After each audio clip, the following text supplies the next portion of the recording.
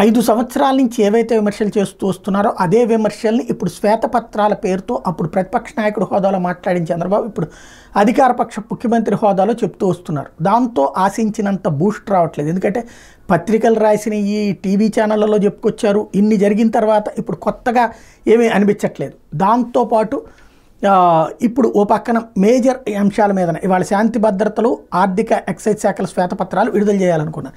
కానీ వీటిలో సమస్య ఏంటంటే శాంతి భద్రతలు అనేటటువంటిది నిరంతరం. ఇప్పుడు ఈ నెల రోజుల్లో క్రైమ్ది కూడా ఆటోమేటిక్గా ఉంటుంది, అత్యాచారాలు, హత్యలు. కాబట్టి ఇప్పుడు ప్రత్యేకించి శ్వేతపత్రం రిలీజ్ చేస్తే అదో చర్చ వస్తుంది. కాబట్టి శ్వేతపత్రం రిలీజ్ దాన్ని వాయిదా వేశారు. అట్లాగే ఆర్థిక శాఖ 14 లక్షల కోట్ల అప్పులు తీసుకున్నారంటుంది, నోటితో చెప్పుకొచ్చినట్టు చేతుల్లో చూపెట్టాలన్నప్పుడు అట్లా రాసి ఇవ్వమంటే అధికారులు ఎవరు రాసి ఇస్తే రేపు పొద్దున వాళ్ళు ఇరుక్కుంటారు, అరెస్ట్ అవుతారు, జైలుకి వెళ్తారు. కాబట్టి వాళ్ళు రాసి ఇవ్వట్లేదు.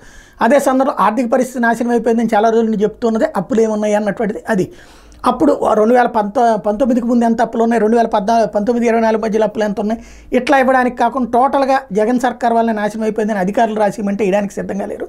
వాళ్ళందరూ ఇప్పుడు ఫేస్ చేస్తున్నారు. కాబట్టి ఆర్థిక ఇది కూడా ఇక మామూలుగా వీళ్ళ పార్టీ తరపున ఇంతకుముందు ఏవైతే మాట్లాడారో వాటినే అసెంబ్లీలో మాట్లాడడానికి సిద్ధపడుతున్నారు. శ్వేతపత్రం రూపంలో ఎక్సైజ్ శాఖది సేమ్, ఎక్సైజ్ శాఖది అవినీతి జరిగిందని చెప్పడానికి ఏముంటుంది, పై స్థాయిలో తిన్నారని రాసేయాలి.